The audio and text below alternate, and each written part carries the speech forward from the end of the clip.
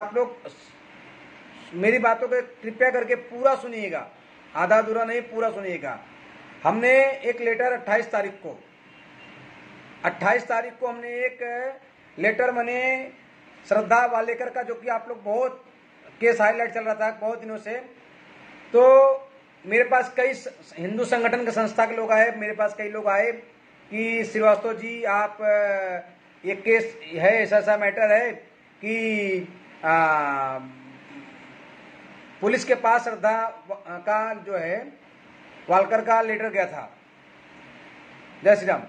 श्रद्धा का एक लेटर गया था, जिसके ऊपर वो श्रद्धा का लेटर कौन सा था वो भी मैं आपको बता दे रहा हूं आपको कि जो लेटर था आप सबको पता होगा कि कौन सा लेटर गया है, फिर भी मैं आपको दिखाता हूं वो लेटर को। अगर हमारे पास है हम आपको उसमें बाद में आपको कहेंगे तो शेयर भी कर देंगे, लेकिन हमें लेटर तो देख लीजिए आप। लेटर देखने के बाद हम आपको ये देखिए, आप सबको पता होगा कि श्रद्धा वालेकर का ये लेटर था, ये लेटर है बराबर। श्रद्धा वालेकर का ये लेटर, वालकर का ये लेटर था एक, आप सबको पता होगा। ये पुलिस के द्वारा था लेटर ये, और ये मैंने लेटर डाला हूं, ये मैंने लेटर डाला हूं पुलिस। मैंने कमिश्नर साहब और डीजीपी साहब, मुख्यमंत्री और अपने जिला अध्यक्ष माननीय श्री राजन नाइक जी, और अपने इस तरह से मैंने हर जगह मैंने लेटर डाला हूं। ये देखिए पुलिस के द्वारा दिया हुआ लेटर, ये आपने सारे लेटर देख लिए। अब हम बात करेंगे लेटर में लिखा क्या है। हमने जो लेटर दिए थे, हमने जो पुलिस को लेटर दिए हैं, उस लेटर में लिखा क्या है वो लेटर आपने भी मैंने व्हाट्सएप पे मैंने किया था, लेकिन वो लेटर में मैंने जो चीज लेटर जब भी डाला था फेसबुक में मैंने डाला हूं, हर जगह लेटर डाला था, लेकिन लेटर का जो है हमने हर जगह पे मेल द्वारा किया था। मेल से आपको बता रहा हूं कि हमारे पास मेल का रिप्लाई भी आया हुआ था, माननीय मुख्यमंत्री और डीजीपी सीपी हर जगह से मेल आया हुआ है। और हमने लिखा था कि श्रद्धा वालेकर मर्डर सिर्फ तुलिन पुलिसन के लापरवाही से हुआ है। हमने श्रद्धा वालेकर का लेटर पढ़ा, इस प्रकार उसमें जिक्र किया गया कि आफ्ताब को उसके टुकड़े टुकड़े करके मारने को बोला है था, तो आफ्ताब उसको मारता भी था। श्रद्धा वालेकर का लेटर जिस समय तुलिन पुलिस को मिला था, तत्काल आफ्ताब पूनावाला के ऊपर यदि उस समय FIR हो गया तो श्रद्धा आज जिंदा होती, लेकिन तुलिन पुलिसन के ऐसा कुछ नहीं किया। तुलिन पुलिसन की तरफ से ऐसा हमने तमाम सारे लिखे, जो कि हमारे फेसबुक पे आप है वो लेटर पूरा पढ़ सकते हैं, उसके लिए हम टाइम नहीं पास करेंगे।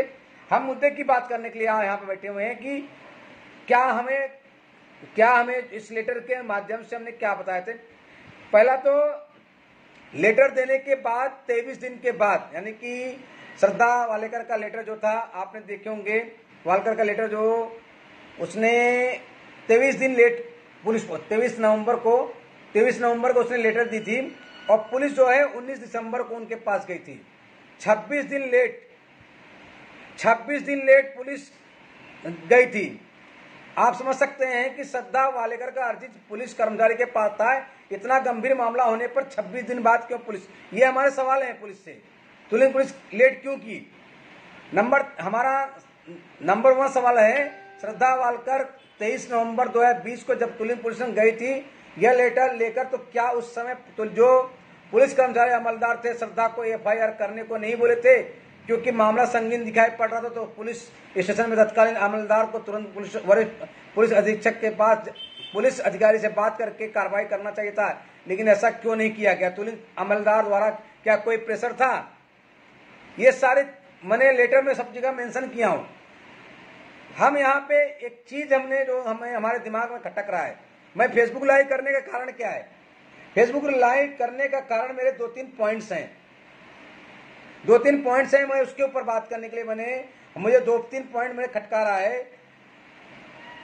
आज तक क्या हमें खाली जो भी मेरे वीडियो देख रहे हैं उन्होंने बताएं कि क्या आपने कभी भी तुलिन पुलिस में एप्लीकेशन डाला या अर्जी डाला तो क्या सामने से पुलिस का फोन आता था क्या आप लोग को? कभी ऐसा हुआ है कि पुलिस आपको, मुझे जवाब चाहिए आप लोगों से, मुझे हर एक इंसान से जवाब चाहिए कि क्या कभी भी आप कोई पुलिस से तुलिन हो या कोई और पुलिस हो, आप जब कोई एप्लीकेशन डालते हैं, क्या पुलिस सामने से आपको कॉल 1 दिन 2 दिन 3 दिन 4 दिन 5 दिन 10 दिन 15 दिन फोन करती है? हाँ या ना? मामला कैसा भी हो, ये मेरा एक सवाल था जो कि मुझे खटक रहा है, क्योंकि आज तक ऐसा पुलिस ने किया नहीं है। ऐसा किया नहीं। मैं 15 से समाज सेवा में हूं, आज तक पुलिस ने ऐसे एक भी एप्लीकेशन में ऐसा कॉल वगैरह नहीं किया है।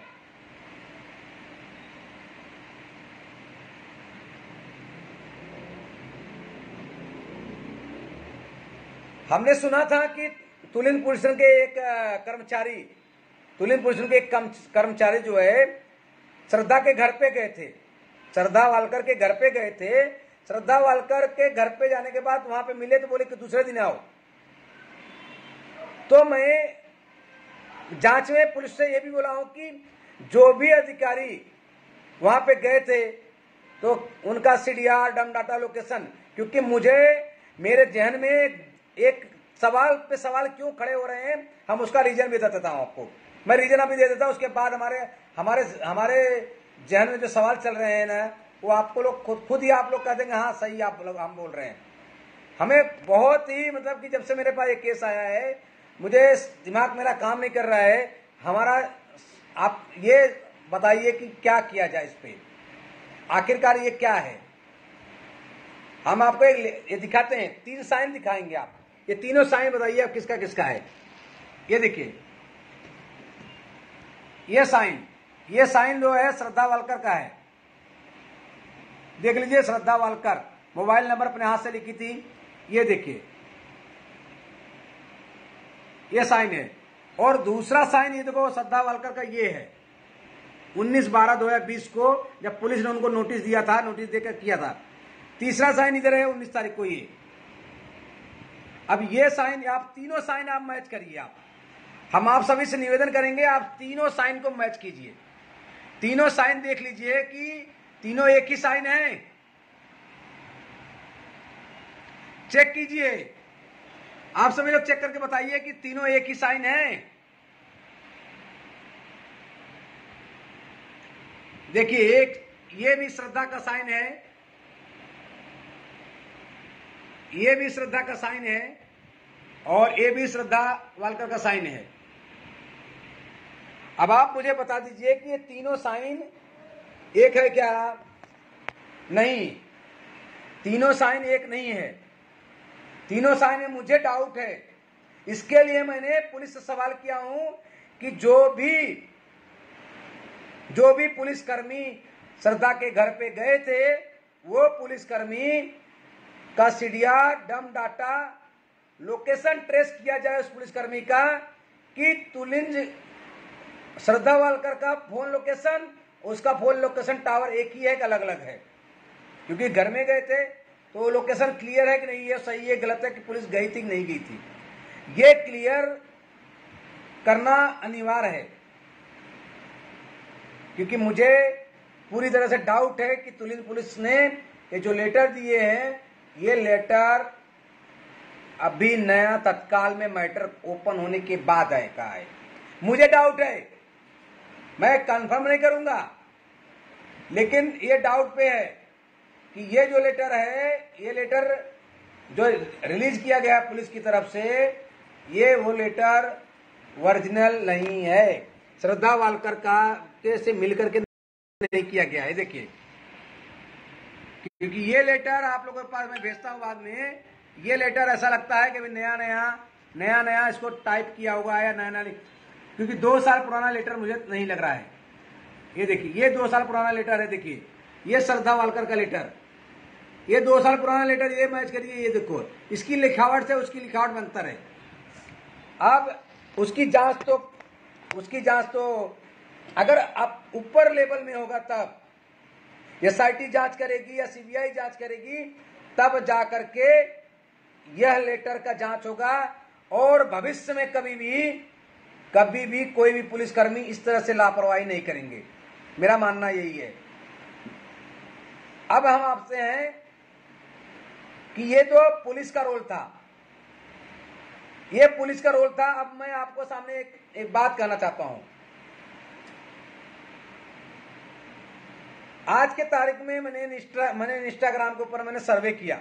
मैंने इंस्टाग्राम के ऊपर बहुत सर्वे किया, आज से नहीं, कम से कम 2-3 साल से। और मैंने एक ही चीज देखा मैंने कि वहां पे सबसे अधिक हिंदू लड़की हैं उसमें, और सबसे अधिक मुस्लिम लड़के हैं। ग्रुप चैटिंग होता है, सब कुछ होता है। अब हम क्या होता है क्या नहीं होता मैं उसकी बात नहीं करूंगा, कौन क्या कितने % है। लेकिन एक चीज मैं बोलता हूं कि मेरे ऑफिस पे 4-5 दिन पहले एक महिला आई थी धानुबाग से। मैं ऐसे बहुत सारे मैंने मैटर पे देखा। मेरे पास एक 4-5 दिन पहले एक महिला आई थी धानुबाग से। किसी कारणवश मैंने उसका मोबाइल हाथ में लिया। उस मोबाइल में जावेद नाम का करके मेल आईडी था। 2 मेल आईडी उसके थे, उसमें ऐड एक जावेद के नाम से। मैंने जब उस महिला से पूछा कि आपका मोबाइल जो है ये कौन यूज करता है, तो बोलती मेरी बेटी यूज करती है। तब मैंने उसका गूगल पे जाके हिस्ट्री चेक किया। और हिस्ट्री चेक करने के बाद उसमें देख रहा हूं कि इंस्टाग्राम पे काफी हद तक चैटिंग हुआ है।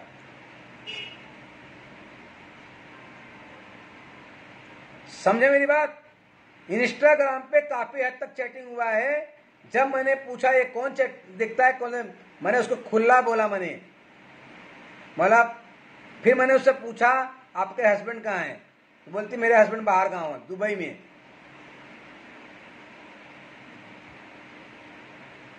हमारी बातों को समझ रहे हैं आप लोग कि मैं क्या कहना चाहता हूं?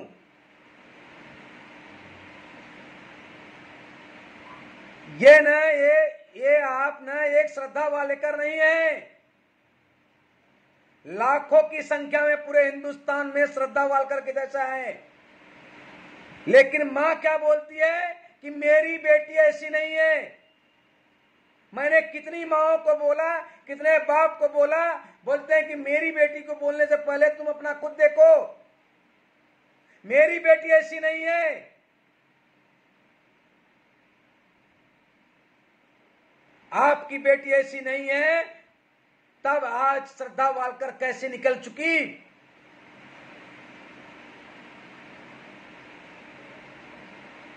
आखिरकार ये मोबाइल आप लोग जो अपने लड़कियों को देते हैं ये मोबाइल, क्या कभी उस मोबाइल को चेक करते हैं उनके हाथों से लेकर के?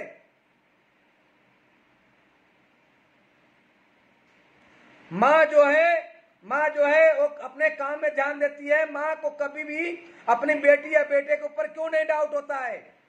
अगर मां को डाउट नहीं होता है तो बाप भी कम नहीं है। बाप को भी अपने बच्चों के पास अगर मोबाइल दे के रखे हैं, उस मोबाइल को डायरेक्ट इनडायरेक्ट जब बच्चे हाथ में मोबाइल लिए हैं, उनका बिना बोले उनकी मोबाइल लीजिए, उनका इंस्टाग्राम और उनका जो है गूगल पे जा करके, क्रोम में जा करके हिस्ट्री चेक कीजिए कि उसमें इंस्टाग्राम चालू है कि नहीं चालू है।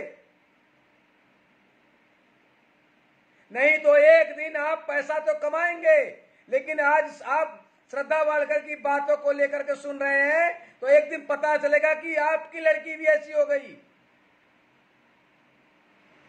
क्योंकि हम और आप व्यापार और बिजनेस में पैसा कमाने के चक्कर में इतने आगे बढ़ चुके हैं कि परिवार हमारा टूट जा रहा है। बच्चों के साथ में कम्युनिकेशन गैपिंग बहुत कम हो गई है। बच्चा जब 4 साल 5 साल का रहता है तभी से उसको मॉडल बनाने के चक्कर में पड़ जाते हैं आप लोग। बच्चा जब 4 साल का रहेगा, 5 साल का रहेगा, चाहे लड़का हो चाहे लड़की, उसको फैशनेबल कपड़ा जरूर पहनाएंगे, मॉडल कपड़ा जरूर पहनाएंगे। नहीं मेरा लड़का हीरो बनना चाहिए, मेरी लड़की हीरोइन दिखनी चाहिए। आप लोग बर्थडे रहेगा, बर्थडे में उस लड़की को लड़के को आप मॉडल बना के उसका पेश करते हैं। तब कल को अगर आपका बेटा और बेटी ने अगर ऐसा काम किया तो उसके जिम्मेदार आप स्वयं रहेंगे। उसके जिम्मेदार पुलिस प्रशासन को मत दीजिएगा।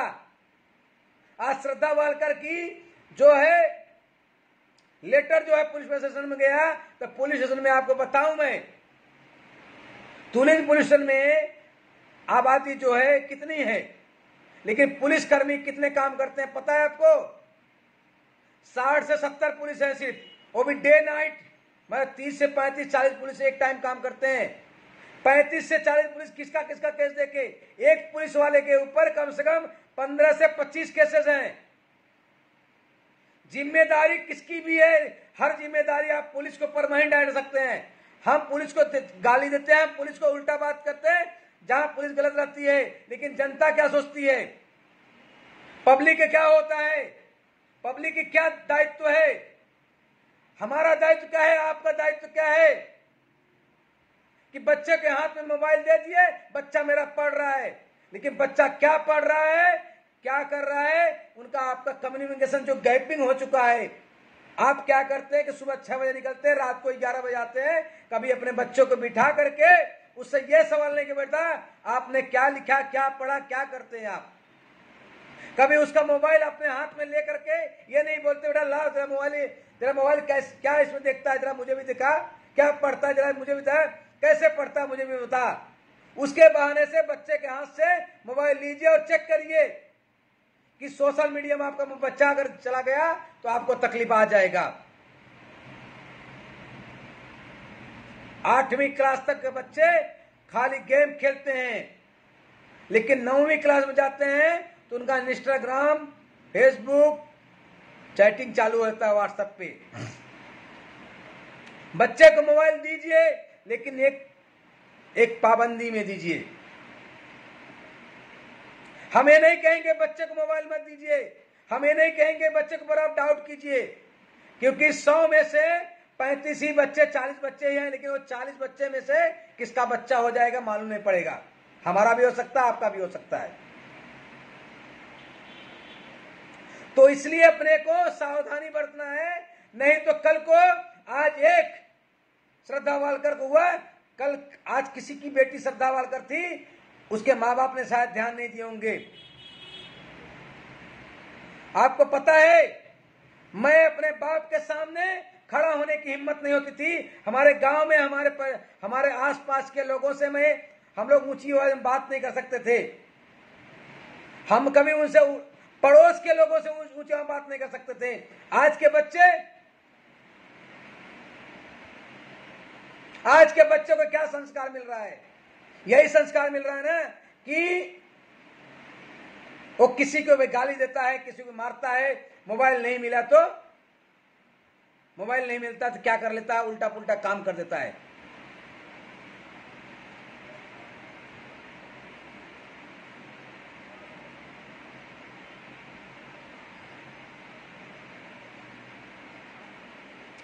आतिश सावंत जी, हम आपकी बात श्रद्धा के हत्यारों के को जैसे भी हवाले कर दो।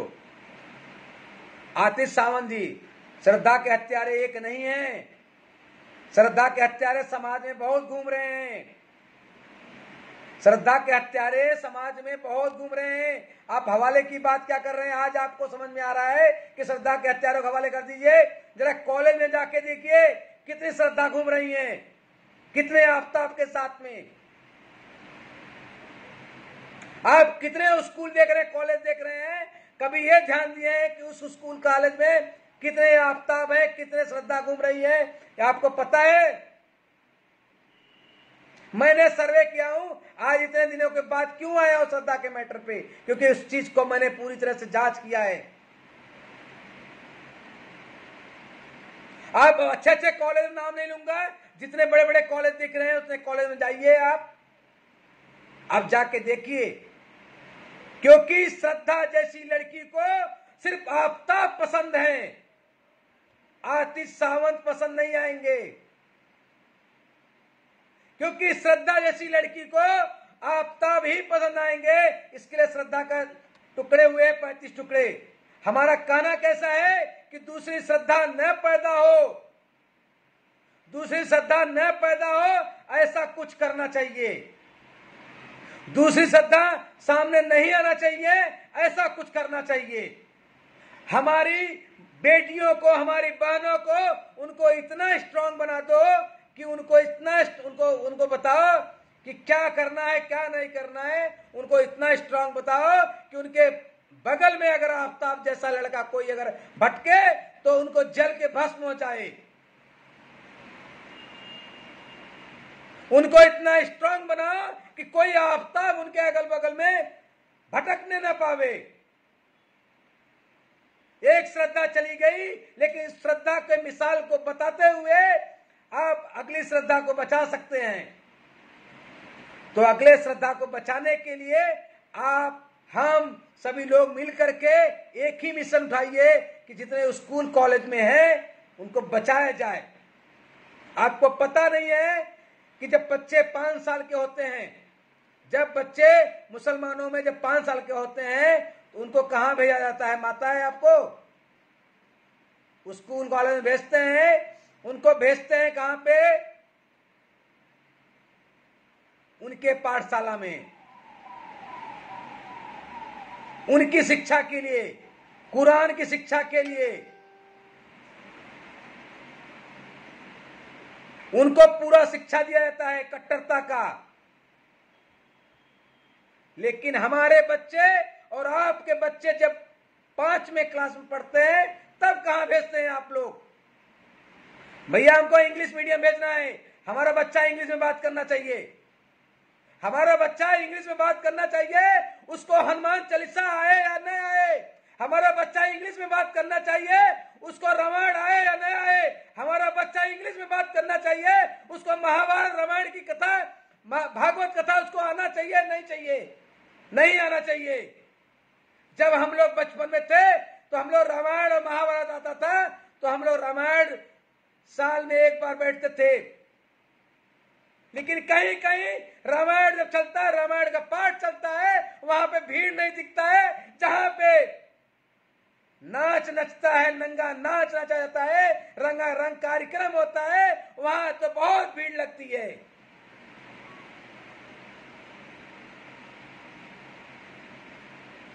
रंगारंग कार्यक्रम में भीड़ लगती है। हिंदू संगठनों का ऑर्केस्ट्रा लेके आएंगे, ऐसा ऐसा गंदा गंदा नाच नाचेंगे, तो उसके लिए कुछ नहीं,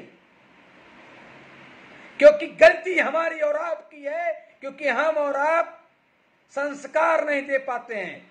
हमारे बचपन में हमारे परिवार में संस्कार मिला था हमें। मैं वो मां अपने बच्चों को संस्कार दे रहा हूं। जो लोग हिंदू, जो लोग भी अपने बच्चों को संस्कार नहीं देंगे, उनके बच्चे आने वाले भविष्य में ऐसे ही जाएंगे। संस्कार जो हमें और आपको मिला है हमारे बचपन में, वो संस्कार कहां गया? हमें इंग्लिश मीडियम, हम बोलते हैं गांव का पढ़ा लिखा इंसान आईएएस पीसीएस बनकर के हमारे गांव में, गांव के पढ़े लिखे अच्छे खासे सब, कोई आईएएस, कोई डॉक्टर, कोई क्या बना है? क्या गांव की पढ़ाई नहीं थी? लेकिन हमें अपने धर्म की बातें नहीं सिखानी है, हमें अपने धर्म की बातें नहीं बताना है, लेकिन हमें उन बच्चों को मोबाइल दे करके अश्लील जो ऑर्केस्ट्रा, ये गाने वगैरह रहेंगे, वो चलते रहेंगे, उसको बंद करवाइए, बंद कीजिए। आप सबसे निवेदन है, गणपति चलती है, नवरात्र में चलते हैं, आप सभी जब गणपति में पंडाल में देखते हैं कितने अश्लील गाने चलते हैं। आप लोग जब गणपति विसर्जन करने जाते हैं तो उसमें कितने अश्लील गाने चलते हैं। आप लोग जब दुर्गा पूजा का विसर्जन करने जाते हैं कितने अश्लील गाने चलते हैं। ये उसका असर है। लेकिन कभी मुसलमानों का ताजिया आपने देखे हैं? वहां पे अश्लील गाने सुने हैं? उनसे तो सीख लो, उनका धर्म देखो कैसा है। हम उनको गाली देंगे, लेकिन कब गाली देंगे? जब हम उस लायक बन जाएंगे तब।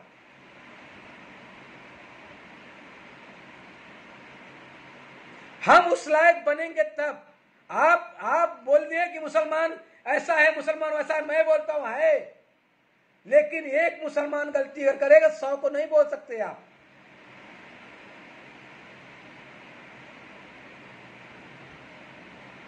एक मुसलमान अगर गलत हो गया तो हम सब मुसलमान को गलत नहीं बोल सकते। लेकिन लेकिन हमारे हिंदू समाज में क्या है, मेरे यहां पे आज भी मेरे बच्चे घर से बाहर नहीं निकलते हैं। आज भी मेरी लड़की 14 साल की हो गई है, आज भी घर से बाहर नहीं निकलती है।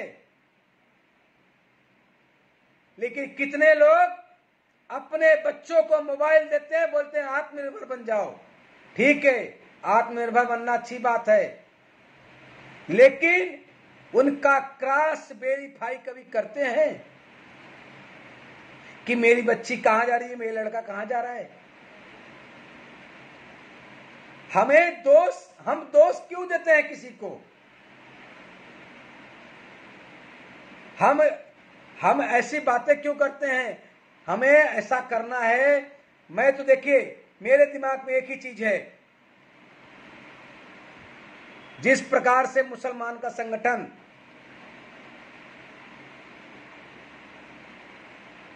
जाते हैं, पढ़ाई करते हैं, अब उसका नाम मैं भूल गया, देखो याद नहीं आ रहा मुझे,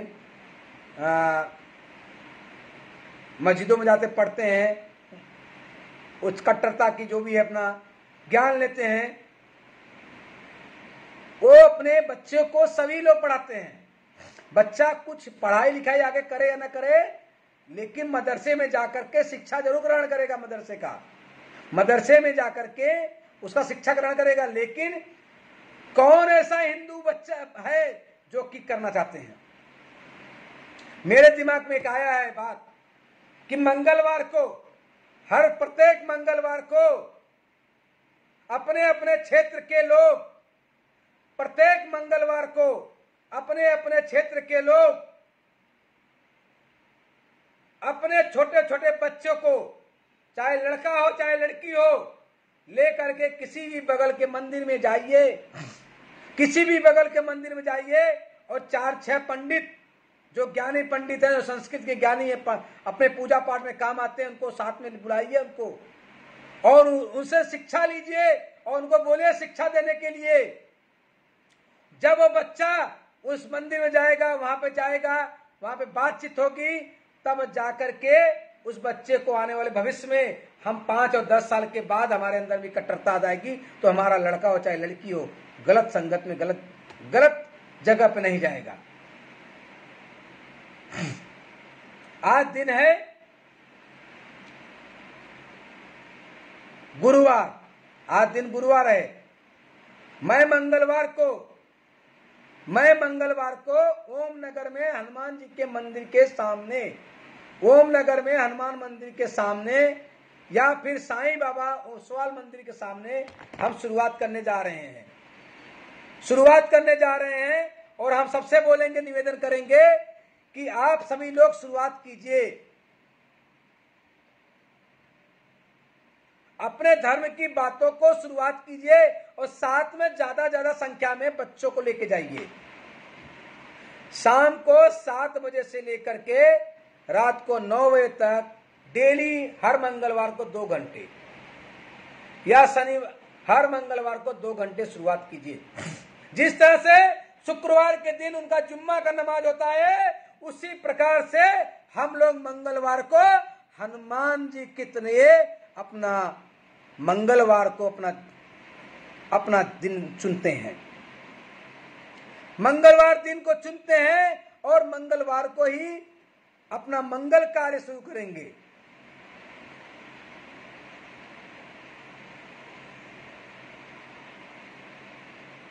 मंगलवार के दिन ओम नगर में जितने प्रत्येक मंदिर में है, 5 लोग हैं, 5 ही लोग जाकर के वहां पे 5 बच्चे को ला करके, 5 लोग, 5 परिवार आते, 5 लोग शुरुआत कीजिए, चैन बनाइए। और जब जाएंगे वहां अपने बच्चे, वहां पे अपना ज्ञान सीखेंगे, भक्ति भावना सीखेंगे, तब जाकर के वो बच्चा आगे चल के भविष्य में बड़ा होने के बाद वह बच्चा जो है धर्म की बातें करेगा।